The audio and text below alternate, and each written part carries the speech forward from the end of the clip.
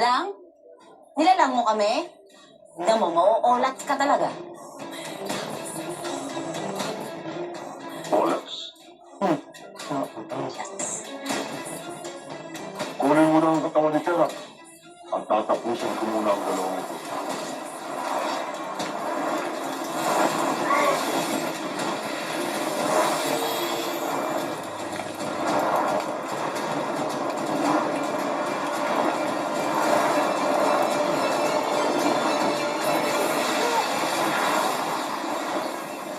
Hindi sila ang pakay natin.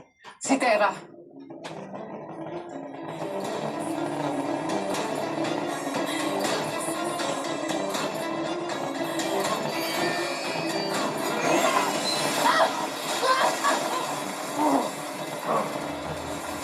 Huwag niyo magpapakaya ba ang aking anak?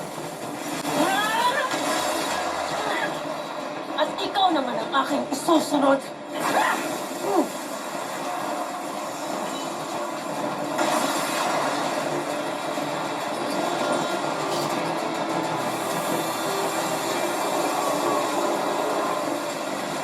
Hindi natin sila kaya. Kailangan na natin umalis.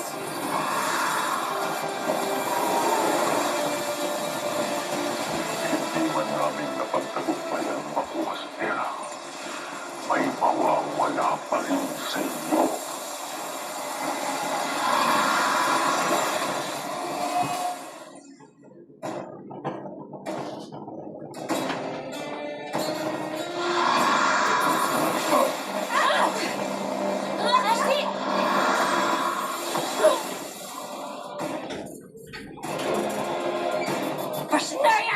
Sunod-sunod na kamalasan!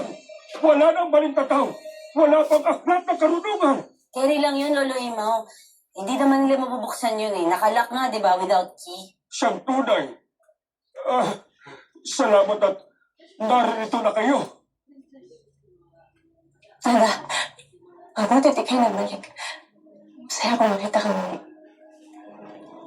Gayon din ako, anak. Ngunit, nasaan ang iyong kapatid? At ang iba pang mga sangre? Sila ay naglakbay sa Balaak upang hanapin ang kasagutan sa kalagayan ni Sangre Tera.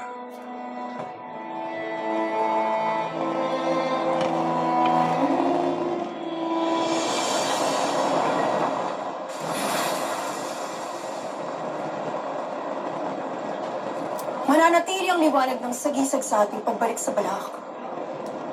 Ngunit papaano natin mahahanap ang pantas na Makakapagbigay ng kasimulan. Esta Secto.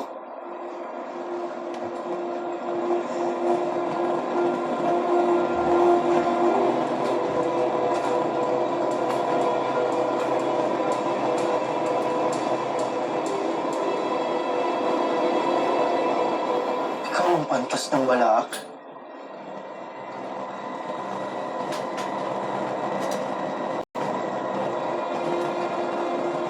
Ba't ikaw si Haring?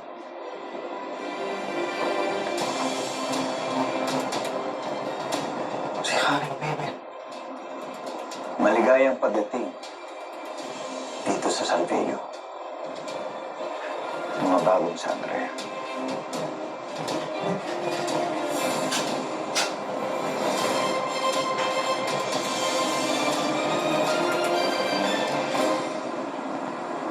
Bawat bathalang gargana.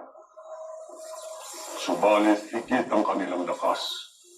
Kaya't hindi kami nagtagumpay na makuha si Tera. Mga walang silbi! Isang napakapayap na misyon hindi mo pa nagawa. Ang kanyang pagkakataon. Ngunit pinigong ninyo ako. Ginawa namin ang lahat. Bathalang gargano.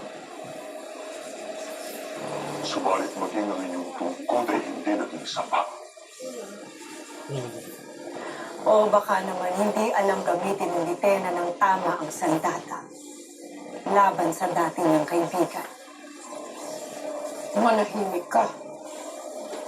Kung ayaw mo, sa'yo ko patunayan ang tamang paggamit nito. Makaya mo kaya? Kung gusto mong ilabas ang iyong tapang, bitiwan mo ang iyong tungkod at kalabanin ako. Gagawin kitang evil. Manahimik kayo! Para kayong mga paslit! Bayan ng bayan! Baka nais ninyo ikulong ko ay pareho sa balak.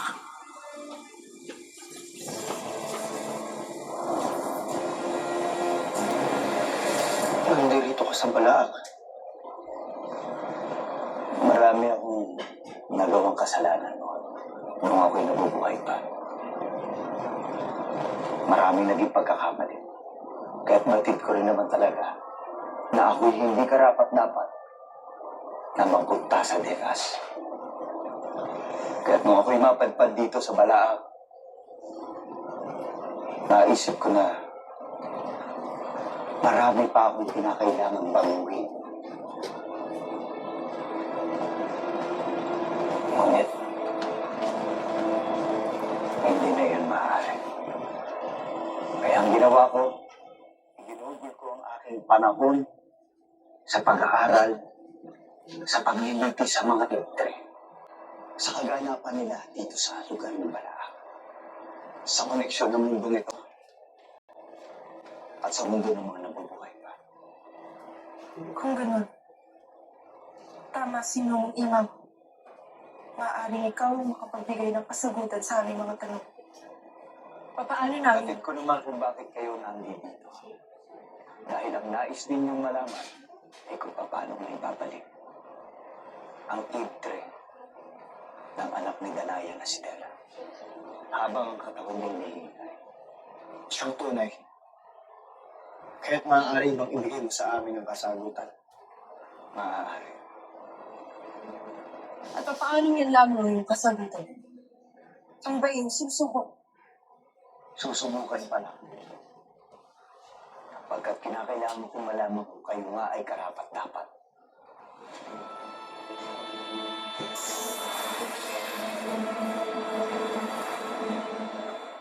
Kahit na mahirap, hindi uuhaw. Ito nga ay magtagumpay ang mga sangre sa paghahanap ng kasagutan, anak.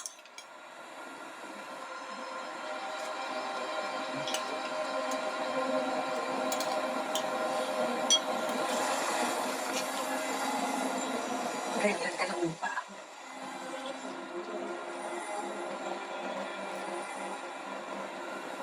Ba't mo ka siya paya? Hinihiling ko. Nabigyan niyo ako ng higit na kalakasan at kapangyarihan upang mapagaling ang aking anak na sa Tera.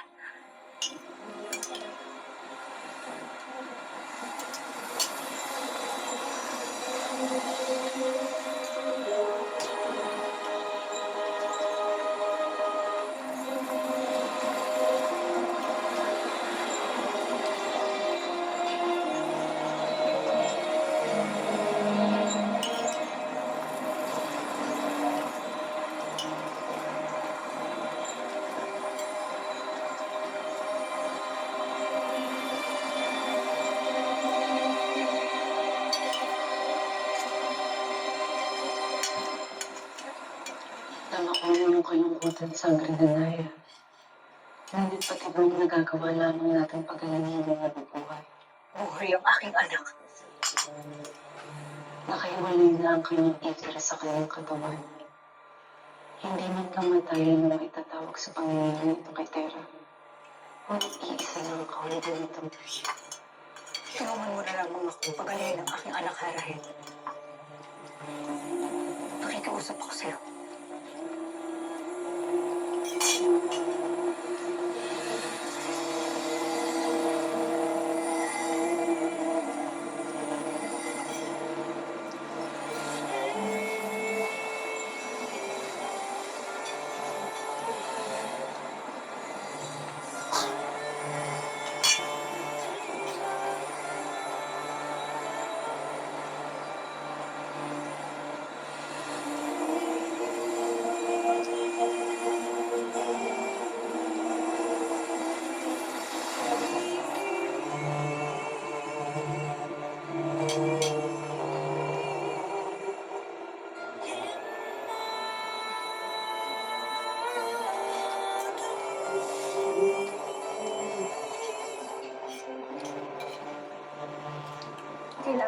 handa tayo.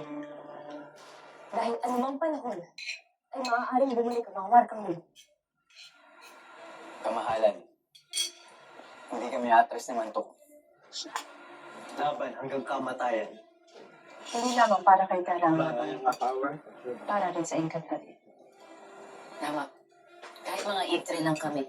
Fight hanggang dulo.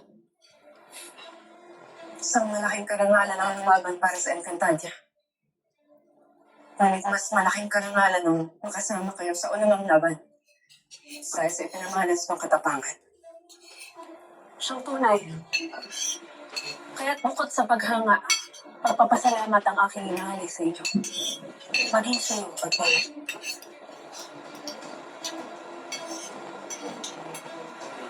Isang karangalan ang lumaban at tumulong sa inyong aling.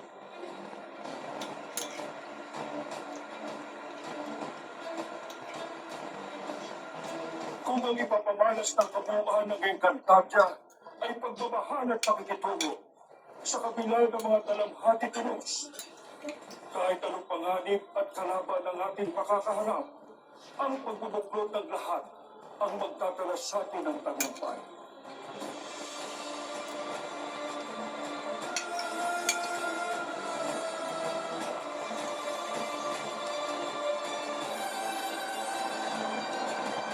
Kung ngayon ibigay mo sa amin ang iyong pagsubok at amin itong haharapin. Mahusay.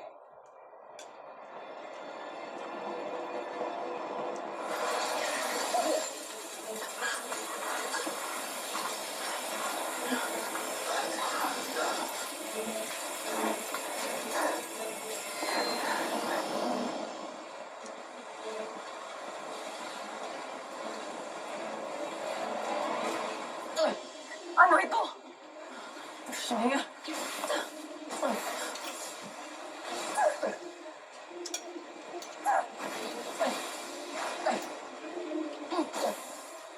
Sa inyong paglabas dito sa aking pagsubok, ay makakamitin niyo ang sagot na inyong hinahanap.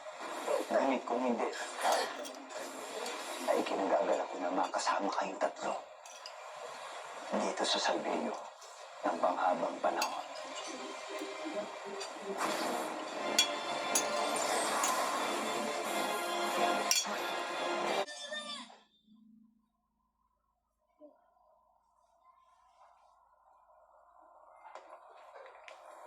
Paano, Rama? Paano? Masha, nahanap mo ba ninyo ang kawal na nagbantay nung nakaslag sa Ostrom? Hindi pa, mahal na Rama. Kaya't nag-aalala na din ako. At kahit kailan, hindi pa lumilisan ng ating mga kawal na hindi nagpapaalam sa mga masya. Marami na ang pangyayari dito sa San Piero na kaduda-duda.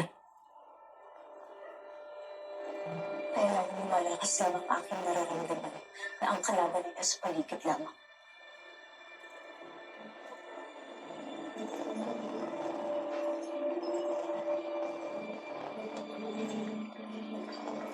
Araw, Leia. Dahil dyan, magdaragdag ako ng mga kawal na magbabantay sa iyo. Hindi. Ayoko lang magbuhay na natatakot. Rama. At mas lalong hindi ko nais na nakikita niyang ako ay natatakot. Siya ang dapat na matakot. Dahil malapit ko na alam kung sino ang pumutulo lahat ng ito.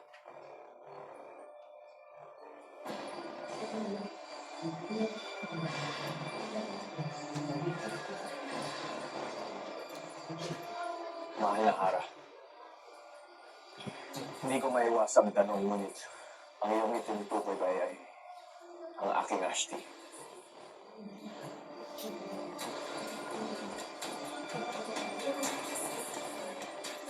Ayokong magbintang ng walang katibayan, Rama. Kaya yun ang aking aalamin.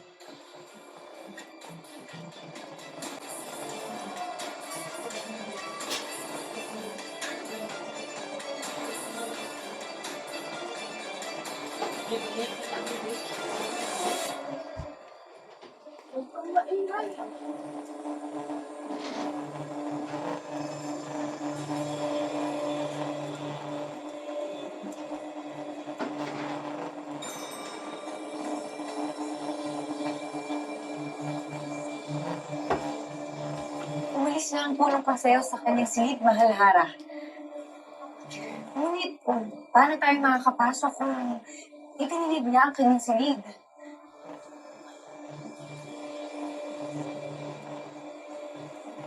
Kumapit ka sa akin. Madali.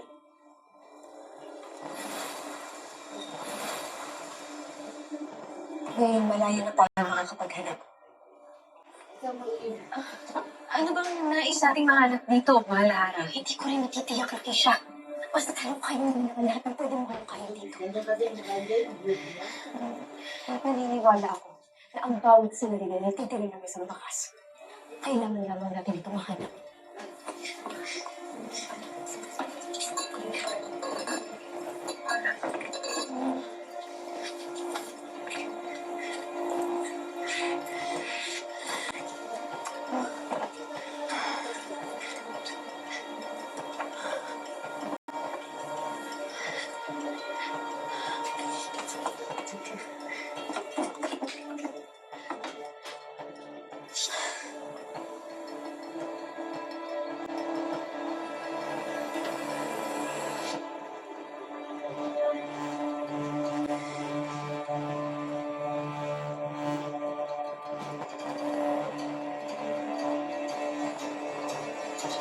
Tagal, magtitigan pa kasi. Eh.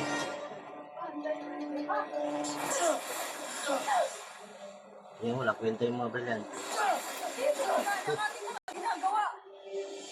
Hindi mo kami nais tulungan. Ipalayain mo na lamang kami upang makahanap kami ng ibang paraan. Tunay kang ang anak ng Hatorina. Dahil nagligil pa ang tapang.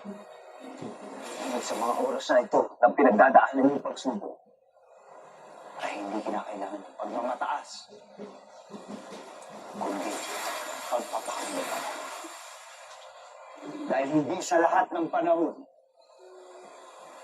kapangyarihan ang paraan at kasagutan.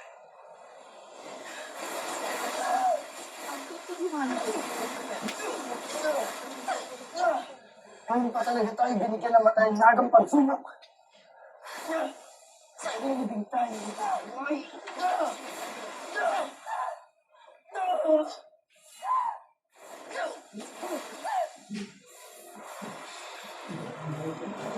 Ito ako nakalamuan eh. Ano ba itong pinadala mo sa akin? Ito ba yung pangasin? Oo nga po. Nakapangyarihan ang katas ng mga tao. Pati sa'yo, na marami kang alam, ay pinagbabawal na sa lamang ka. Kaya bigay mo na sa akin ang bagay na maaari kong gamitin sa panahon na kakailanganin ko tumakas. Ngayon makinig ka. Lumayo ka na. At huwag na magbabalik sa sapiro. Ang pinili. Maunin mo to sa iyong pag-isip. Basta, magpakalayo-layo ka na. Sa lalong madaling panahon. Ang pinili. Paano ka? Huwag kang mag-alala sa akin. Lumayo ka na. Lumayo ka na, dali! Lumayo na siya konti.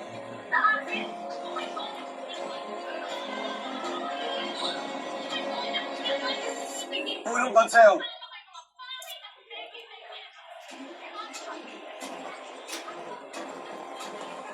Ipinapatawag ka ng ating ama.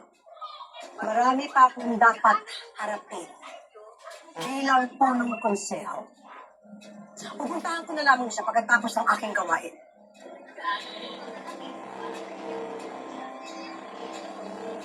Ano? Nalalapastangan niyo ko!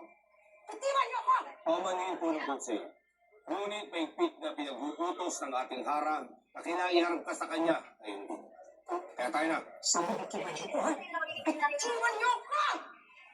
Ano ba? Kapag ako'y nakalabas dito, ay wala ka sa akin! Hindi pwede ito ang tawing kamatayan!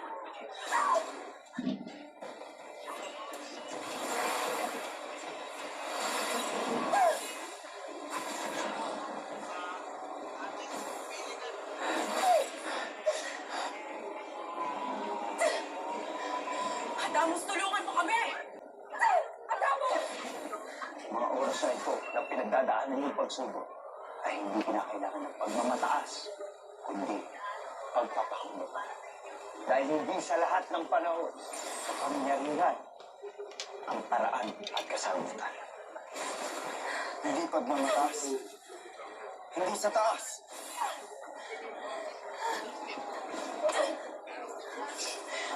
Pagpapakumbaba! Sa baba! Sa baba!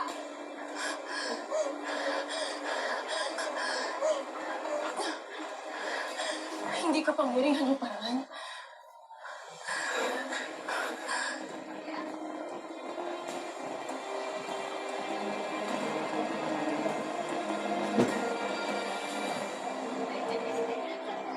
Pinunong tapot, ikaw ay lilitisin para sa inyong mga nagawang kasalanan.